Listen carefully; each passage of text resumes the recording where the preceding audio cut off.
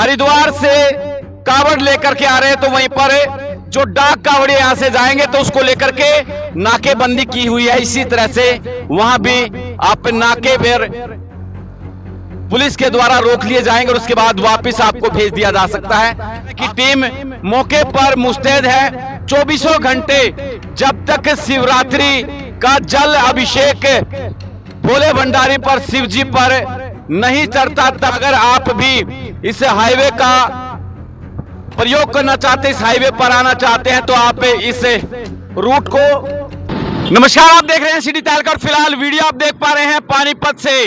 पानीपत में हरिद्वार हाईवे से, जहां पर ट्रैफिक पुलिस के द्वारा जो है यहाँ पर निर्देश दिए गए हैं और यहाँ पर टीम लगाई गई है। बता दें कि जिस तरह से कावड़िए हरिद्वार से कावड़ लेकर के आ रहे हैं, तो वहीं पर जो डाक कावड़िए यहां से जाएंगे तो उसको लेकर के हाईवे पर किसी भी तरह की कावड़ियों को परेशानी ना हो, उसको लेकर के पानीपत की ट्रैफिक पुलिस मुस्तैद है। और कावड़ियों की सुरक्षा को लिहाज में रखते हुए पोस्टर लगाए गए हैं, होर्डिंग लगाए गए हैं, जिसमें कि वाहन चालकों से अपील की गई है कि अगर आप पानीपत से शामली, मुजफ्फरनगर, हरिद्वार की तरफ इस हाईवे का प्रयोग करने के लिए आ रहे हैं तो इस रास्ते को आप छोड़ दें, क्योंकि हैवी ट्रैफिक रहेगा। और उसके बाद अगर आपको शामली जाना है, मुजफ्फरनगर जाना है या फिर हरिद्वार जाना है, तो आप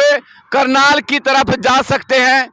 इस तरह से निर्देश जो है वो ट्रैफिक पुलिस के द्वारा दिए गए हैं। और एसपी भूपेंद्र सिंह के नेतृत्व में डीएसपी ट्रैफिक सुरेश सैनी के द्वारा जो निर्देश दिए गए हैं, उसके निर्देशों का पालन करते हुए आप यहां पर देख पा रहे हैं कि टीम मौके पर मुस्तैद है।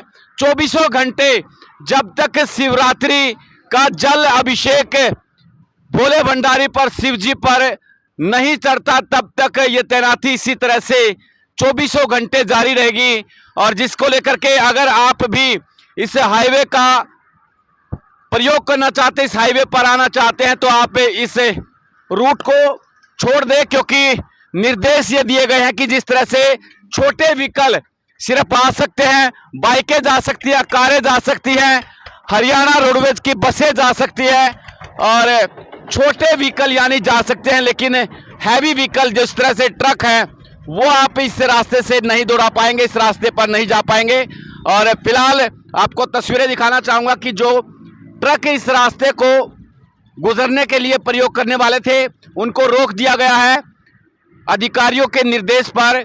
और अपील की गई है कि अगर आप जाना चाहते हैं तो करनाल के रास्ते जाएं और इस रूट को जो है वो अवॉइड करें। तो आप भी अगर पानीपत से पानीपत हरिद्वार हाईवे का इस्तेमाल करना चाह रहे थे, तो आप कम से कम इस रूट को जो है वो अवॉइड करें।